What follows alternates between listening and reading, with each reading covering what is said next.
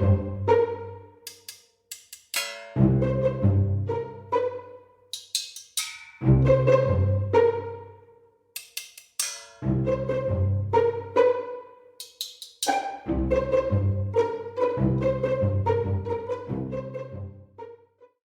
to episode 63 of A Message From. We are hosts. I'm Alyson. I'm Edward. And, gosh, I was going to tell you this last week, and I completely forgot. More news. More news. It's not like anything special. This is a great lead-in. Well, we've talked about this before, but I decided to start rewatching Mob Wives. I was like, you know what? It's the time. It's time I'm going to do it. Okay. I gave up. How far are you? I gave up. Because listen to this. The ads on the VH1 app. I can't do it. I can't do it. The show would start. It would play like the intro credits. There would be like 10 seconds of an episode. Then, bam, 2.5 minutes worth of ads. So I'm like... Okay, fine, whatever. We'll get back to the show. The show comes back on. 30 seconds of show, then another ad. It was like 75% commercial breaks, 25% show. I gave up. I couldn't do it after a few episodes. I was like, this is too much. Is this like free, quote unquote? Yeah. Well, like... I put the VH1 app on my TV. So it's like, I have a Hulu subscription. I have the Hulu Live subscription, so I pay an insane amount of money to have like live cable TV, but it's not cable. It's through Hulu. Right, yeah. But anyway, so I add the VH1 app. So it's like, it sees that I'm logged into Hulu as a provider. But I'm wondering if Hulu, like if that, I mean, it's a lot of ads regardless, but I'm wondering if there's like a point where I'm like, okay, I'm getting this for free, or like it's online for free, so I'll watch a few ads. But if you're paying for it and getting, a few, if you're paying for it and still getting that many and getting that amount of ads, it's too much. It's too much. So I gave up. I was like, I can't do this. I'm wasting hours of my life just to watch 30 minutes of an episode. I don't understand how we got to a point where we all pay for subscription services, and now those subscription services have ads. I die. I pay for so many. It's gotten to the point that I refuse How many do you to pay for more. It makes me so angry because the reason that I switched to Hulu Live instead of cable was because it used to be cheaper, like more affordable to pay for internet and then Hulu Live separately. Because these cable companies are out here just ruining lives. But they've raised the price of Hulu Live so much, and you still get ads with that. And then, on top of that, I've got ESPN Plus, because that's the only way I can get certain games, even though I already pay for Hulu Live so I can get all of the sports on there. And then, NBC went and screwed everyone. They got rid of their NBC Sports. They also created Peacock, so I have to subscribe to Peacock because they put the best Premier League games on there. So now CBS has their own Paramount Plus. I refuse. The Champions League matches, half of them are on there. I just can't watch them because I cannot pay for another subscription service. Plus, then I've got the Netflix. It's too much. It's too much. I got lost halfway through there. So how many do you have? 5? 4? Hulu, Peacock, Netflix, ESPN Plus. That's 4. Do I have any more? Do you have any other subscription services that you pay for that aren't just TV? Amazon Prime, which I'm considering stopping this year because they're raising the prices. But I'm like, I need to sit down and do the math and be like, is the money that I'm paying for this annual subscription worth what I'm getting for free? I don't think it is. I don't. So you have what, like 5 subscriptions total? Spotify. 6. So that puts me up to 6. I just paid for that VPN so that I could watch Peaky Blinders final season. I guess it's 7 things. Yeah, I don't think I'm going to renew the VPN after the year that I paid for it, though.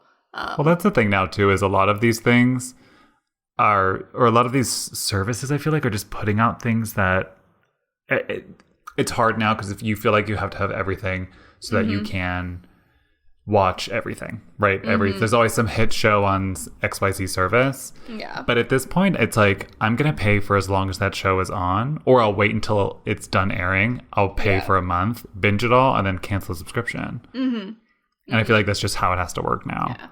Well, I considered doing that with Peacock because I only got it for Premier League, and I was like, I can just cancel it in the break. But the break is so short. Like, okay, the season's going to end, like, end of this month, beginning of next month. And then August already, it's going to start again. I had a free year of Disney Plus, and when they were going to start charging for me, I'm like, absolutely not. I can't. No. Oh, yeah. I did that with Apple TV. Too much. And then there's the Apple TV, there's Disney Plus, Discovery has its own network. I'm like, it's too much. We've gotten to the point network. where it's like, no, it's too much. Yeah. It's too much. So anyway, that's my rant for the week. There's always one, at least. Okay, all right. Here's a question for you. And I'm pretty sure I know the answer. I'm pretty sure the answer is no. But did you ever watch seasons 1 and 2 of Summertime on Netflix? No? What is that? The final season comes out May 4th. It's the Italian. It's an Italian show. It's an Italian show. Oh, the one with the teens. With the teens. Oh, no. I haven't seen that. No. It's so good. And the final season starts next month. You have to watch them. You have to. I haven't opened Netflix in like months. I opened it last week or something by accident. You better soak it all up now because you know Netflix is talking about charging people for sharing their password, right? So as soon as that starts happening, you and my mom are getting booted. Changing my password. I found a website that allows me to watch lots of things. So I have been dabbling in that. My go-to website for sports played me this week. There was a Champions League match on Paramount Plus that I refused to get. So I went to like my go-to website that I usually illegally stream like games on. It was not working at all. I was like, well, great. Cool. Awesome. Love this.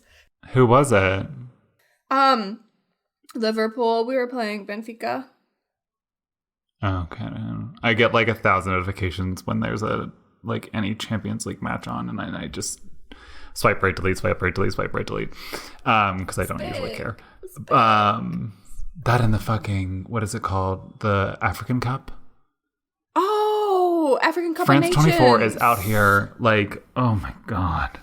That was so good, goddamn detail. Oh my gosh. 2 of my favorite players were in the final. They're on the same team in Premier League. I'm not kidding you. I love swipe right X. Like I'm just, and it's like every 5 minutes. I'm like, you guys, is there a way for me to personalize these notifications? I just got a France 24 notification right now. I guarantee you. Okay, it's about Ukraine. Anyway. One last. This is like overload. Elite. The new season came out yesterday. I haven't seen it, obviously. I was going to start watching it, and then I was like, no, I found this interesting looking movie, so I watched the movie instead. I don't remember the name of it. Okay. Well. I watched it because Charlie Hunnam was in it. It was like these 5, like, retired, quote-unquote, special ops guy, like, special forces guy, and they, like... that genre? Yeah, and they, like...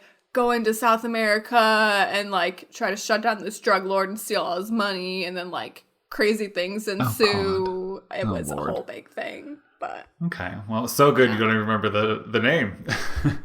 Yeah, I know. I've been working hard on watching Bob's Burgers, and I made it to season 8 or something like that. So that's the only thing I'm watching. Bob's Burgers is a classic. Yeah, it's a goodie. It's a goodie. But, obviously Drag Race, which I'm watching all the time, which actually brings me into another topic. I am on Twitter yesterday. I was perusing as one does, and I noticed that there was like a bunch of pictures of the host of Drag Race Spain, Supreme Deluxe. They were like stock photos though of him, as in boy drag or whatever. Him like teaching, but it was like stock photo-y type stuff. And someone was like, I found all these photos of Supreme, basically like as a language, like a Spanish language teacher. Like, and they were like, she is our Wonder Woman, like as if this is like her version of Clark Kent. And apparently Supreme replied and was like, actually, this was right before Drag Race Spain like started, and I got the hosting gig. So I actually am not a language professor, but the idea was that I would be offering like recuperation classes to like XYZ types of people who would need help. And I'm just like, I love that. A teacher who decided no and decided to take the Drag Race Spain hosting gig. Which, as a teacher, if that was presented to me and I had that skill set and or an ounce of talent, I would have absolutely done the same. Yeah, why not?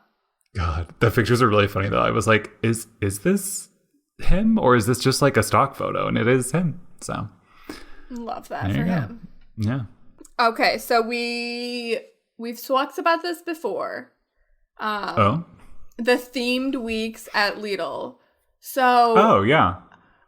I don't think the jury's out. I don't know if there are theme weeks in the US at Lidl, but they're pushing their Italiamo line with an M right now. What is called Italiamo instead of Italiano. So it's all these like Italian products. And like most of them are made in Italy. So it's like, okay, let me check this out. I bought a bunch of stuff to test out. So it's just their line of Italian food products they're called Italiamo. But it's called Italiamo. And it's all like stuff that they don't usually have. It's like they've got their own section for it. Right. I'm assuming like once it's gone, it's gone. But I'm so sad because I swear. So they had this brittle. There was like 3 different flavors. I got the almond and pistachio.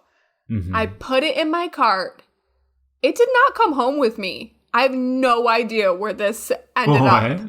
I put it in my cart. So unless it either fell out of my cart on the way to the checkout, which I think I would have noticed, or unless I left it in the cart.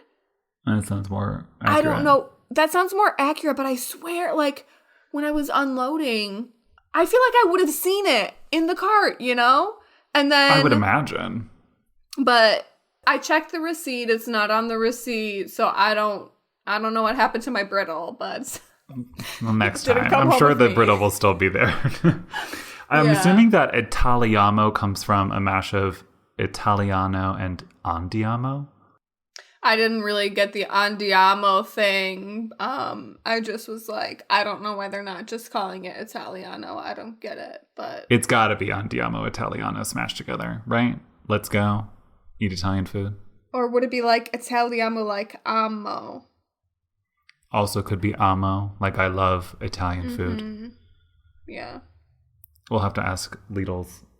Send an email to Lidl. Let me just get on the phone with Lidl right now. Their U.S. headquarters are in Virginia. Maybe I should just drive there and be like, knock, knock. Hello? Right. I have some questions about this Italiamo line. What does Italiamo mean to you? How did you come up with this? Well, okay. On that note, we will not be talking about Italy after this quick break. Hello, Edward here. Just wanted to say thank you so much for listening. It means a lot to both myself and Alyson. And it would mean even more if you sent us a message at 202-630-4509 or a message from pod@gmail.com. Also, while you're at it, go ahead and throw us a rate and review. 5 stars always feels good. And check us out on amfpod.com for all the little extra content that we have. Now, let's get back into it. Welcome back. We hope you enjoyed the break. We hope you took some time to ponder the meaning of Italiamo, because now we are switching gears. I guess depending on what side of the world you're on, we're either shifting east or west.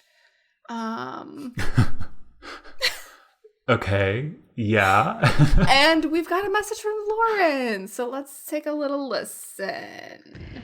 Hey, Edward and Alyson. I have a few questions for my French experts. The only reason that I took French was because obviously Mr. Joyce is amazing, and I loved you guys in our little group. But I just wanted to go to France, and I'm so happy that we did, because I had the best time ever. Like, it was so fun. And we were like dweeby little teens who couldn't even do anything, really. I mean, we could have easily gotten away with things, but Mr. Joyce was like, if I see you with alcohol, you're going to the airport and paying for the next flight back, which have been grand expensive. So glad we were innocent little kids. But anyway, first impressions when I got to Paris, I don't know what I was expecting. Like, well, first of all, my dad scared the crap out of me because he made me watch Taken just so that I would be more alert of my surroundings. So I was semi-panicked, but I still had the like Mary-Kate and Ashley movie in my head about how much fun this is going to be. And I mean, heck, I made it that far in French, 4 years, all A's. When I got there, I remember we had such a long layover. I mean, I think that they took us the cheapest route possible, but if I remember correctly, like, we were in Toronto, and I don't know, we might have had another stop too. Maybe the city, New York, I don't know. Anyway, we finally made it to Paris, and I was so excited. I had been practicing ordering, and I just remember going up to get a coffee because I was like dead to the world, and perfectly ordered. They spoke so fast. I was like, whoa, répétez, s'il vous plaît, répétez. And they knew in an instant. I didn't realize there weren't any blondes in Paris. They're like, ooh, American girls. And I was like, oh, man, is it that obvious? Clearly it was. But I was just shocked by how like fast they spoke, and like I could pick up more than I could say, but it was so evident that I was a tourist, which was kind of funny. But I think another highlight of the trip, besides Sarah Calbus flooding the shower, was it was so windy in Paris. And obviously my French wasn't great, but I just remember my skirt blew up and I gave a free show to everybody outside of the Louvre. And I was like, ooh, grand surprise. Whoops. Sorry, lovely people of Paris. Did not need to see that. But we just had so much fun. Oh, right. That's where it ends. So this is such like an epically American in Paris story. So to clarify, Lauren is a very, very good friend of mine from high school. And she sent us quite a long message, which we love, but it's going to have to be split into two parts. So that's why it ends so abruptly. Mm-hmm. So today we're only talking about our first impressions of Paris. Thank you so much, Lauren, for sending it in. I giggled the entire time listening to it. Me too. It's so good. It's so funny.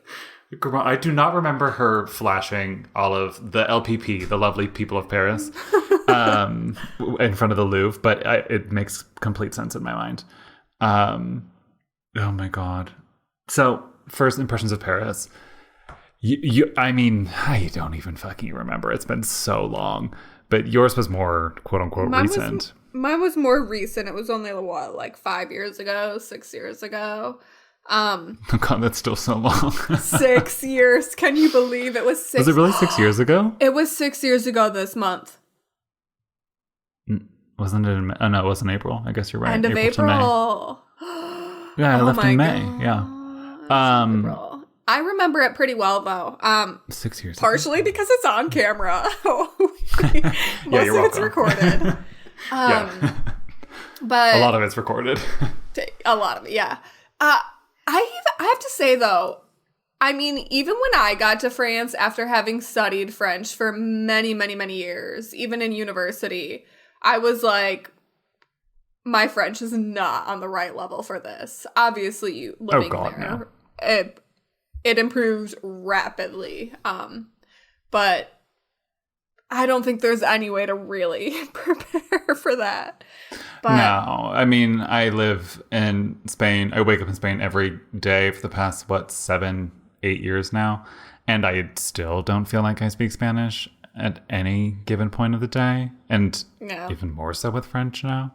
So, yeah, I mean, it's all an illusion. It is imposter syndrome. Just force yourself to believe it.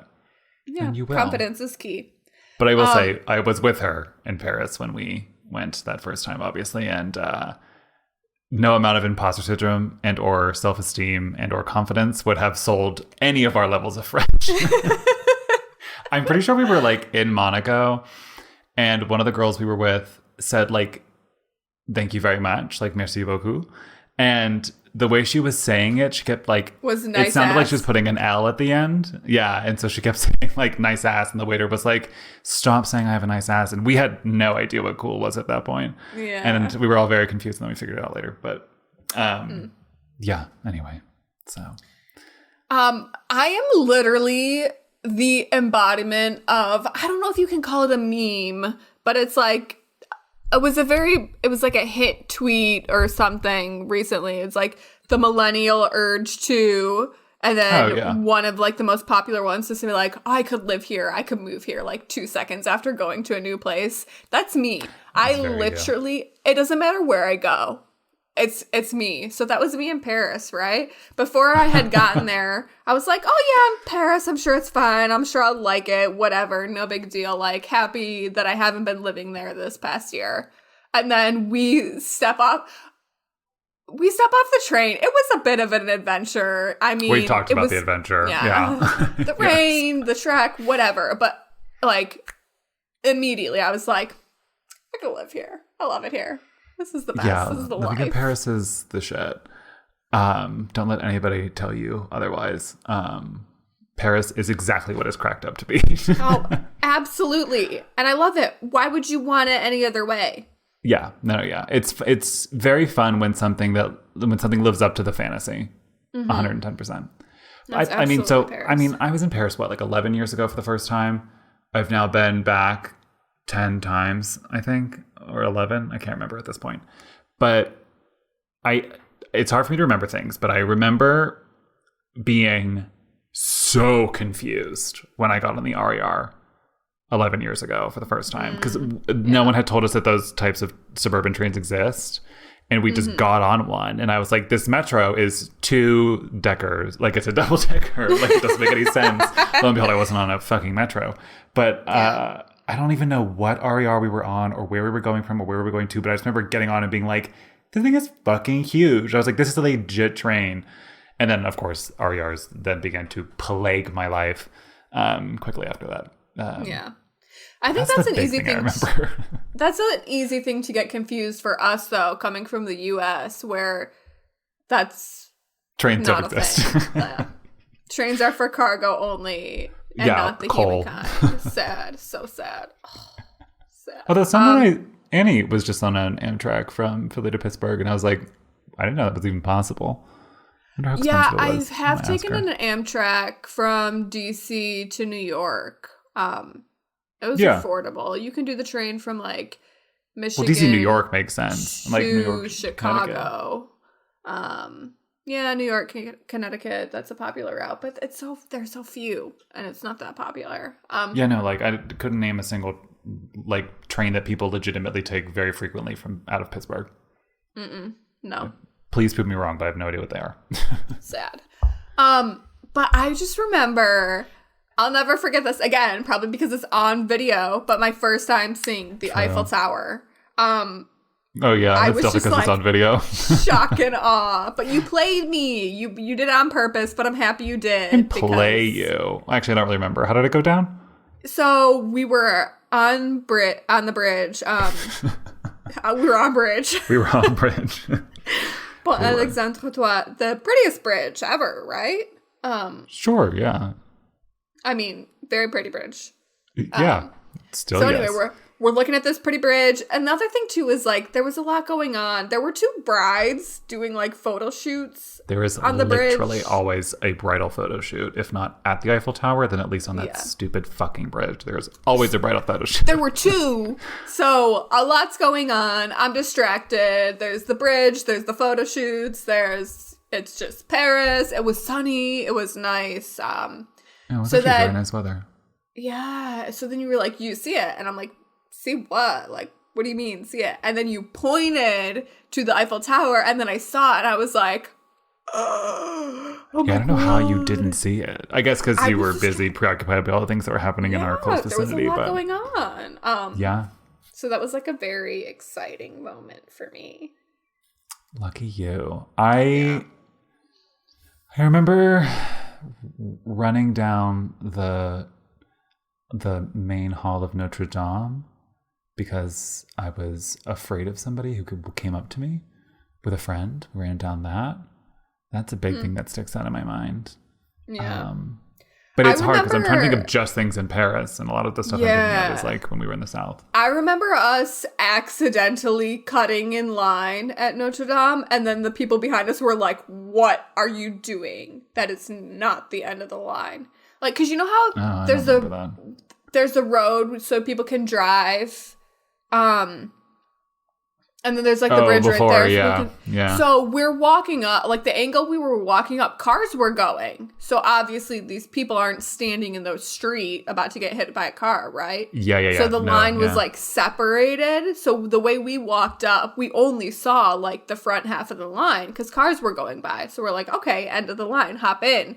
But the people that were waiting on the other side of the street, they must have been watching like with their binoculars ready. Like no one's cutting in line in front of us.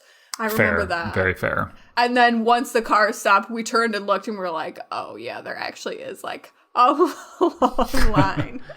True, But true. it I don't remember moved that so line taking fast. a long time though. It yeah, moved so fast. It was fine. Like, no big surprised deal. there was even a line.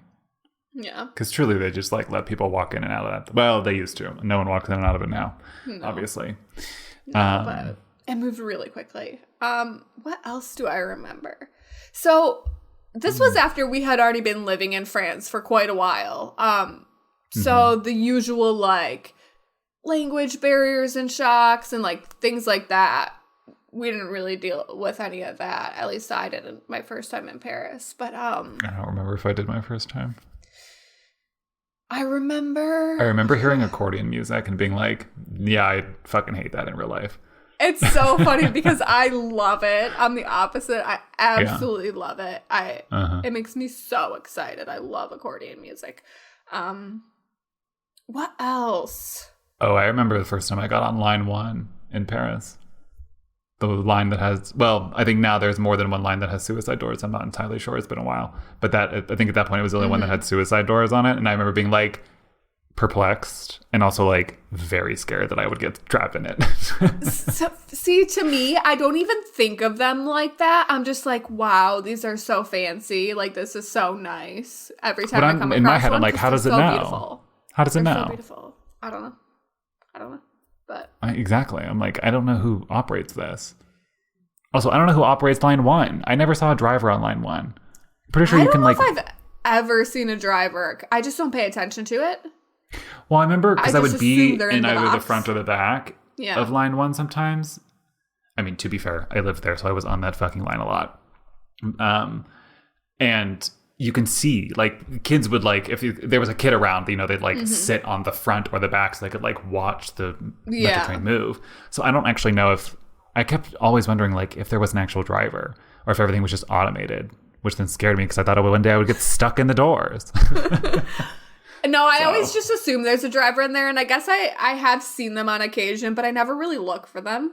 No, yeah, I don't. Not now. Not now. At this point, I'm too old and jaded. I don't give a shit anymore. And it's funny But because I at do 18, always, I do always try to get like in one of those first cars if you can, because they're usually the least busy.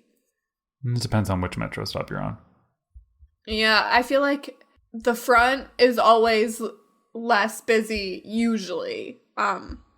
No, see, for example, in my metro stop, the front is the busiest because that's the closest entrance to the actual metro. And I think they do that on purpose. That makes sense. They like, not every metro stop has the same entrance next to it so that people spread out throughout. Yeah, it automatically spreads out people on the train. Yeah. Yeah. Do you have any other last thoughts about first impressions about Paris? I mean, I loved it. I absolutely loved everything about it. There was one thing though, when we went to see the Eiffel Tower at night, when it lights up and it does the light show and everything, and you go to Trocadero, and it was sad. Like, there was a lot of construction going on. We were there, and then it's super gimmicky too. Like, all the people are like selling their junk, and then there was like a live band. I wasn't expecting that. There's always a pan flute. Yeah. Uh-huh. It was interesting, but still very nice. Yeah, the only real recollections I have of my first time in Paris are thanks to the 4 bajillion photos we took. I forgot we went on one of those boats too, the Bateau Mouche. Oh yeah. Sometimes I'm like, I should really go on one of those, and then I'm like battling with my inner like, don't do everything super touristy. Yeah, I've done them twice, but they were both like, on a high school trip, and then they took us when we were studying abroad. And then after that, I was like, well, I'm glad I don't have to do that ever again. But I don't know. That's the only stuff I really remember is the pictures that I took. So I like, in my head, if I close my eyes, I think of like, when we were on, oh my God, what's the hill called that Sacré-Cœur is on? Montmartre. Thank you. I kept thinking of Montparnasse, and I was like, I know that's not right. There, because we took a lot of photos. I took a lot of photos there. And then I also remember the Compass Rose outside of Notre Dame. Yeah. Compass Rose, that was called? That thing? Because we took a lot of photos there. So like, and there was one crepe place that I've been to like 1,000 times since. That was my first crepe place in Paris. I remember hating that place. You took me there, and I was like, this is not my vibe. Yeah. And then that's really it. I mean, that trip was the funnest trip I've ever taken in my entire life. Absolutely worth doing 6+ years of French. Although there were some kids who were my age who were like only allowed to go on the trip because they were seniors, and this was the first year that the teacher decided to do this. And they had like stopped at French 3 or whatever. And so they took French 3 senior year and were able to go. And all of us in French 5 were pissed because it was only 4 and 5 who were supposed to go, and we had like done the work. I got played. Let me tell you, I got played my year. We got played because we didn't have a trip to Europe. We were supposed to go on a trip to Quebec. When I was in 9th grade, our French teacher was organizing a trip to Quebec. That got canceled. All the trips got canceled. It was absolutely ridiculous. And then there were never enough people in the French classes that like stuck with it for there to be an AP French class. And then of course, my last year, they were like, yeah, okay, we're going to try and do an AP French course. We're just going to mix it with like the French 4s, and those people who want to do the AP track will obviously do that work. And I was so mad. I'm like, why? We got nothing. We didn't Wait, get but that was your last year. You didn't No, they didn't let us do it. Oh. That you said they went through with that. Yeah, you got played. Sucks. Sorry. Played. Yeah, I did not. Although I was in an AP class my senior year that was only 5 people. So your school could have made it work. Yeah, they did it after the year after I graduated. They did it, and it was like 4 or 5 people. Well, Lauren, thank you for taking me personally down memory lane and reliving maybe one of the greatest trips I've been on in retrospect. It's definitely up there, maybe top 3. And looking forward to doing the next episode with your second message, with part 2 of Lauren's message, a message from Lauren, part 2, next week. In the meantime, though, you can send in a message at 202-630-4509 if you live in the United States, or a message from pod@gmail.com if you hate the sound of your own voice, or if you live outside of the U.S. And don't forget to check us out on amfpod.com, where we're doing lots of blog stuff. I think Alyson has another blog post coming this week that is a book review, question mark, Yes, am I right? I do. Book review. Good, love being right. And check us out on Instagram and on Twitter, which you can find all that shit in the episode description. In the show notes. Yeah. And rate and review us on Apple Podcasts and Spotify. And we will see you next week with Lauren's message part 2. Bye. Ciao, ciao.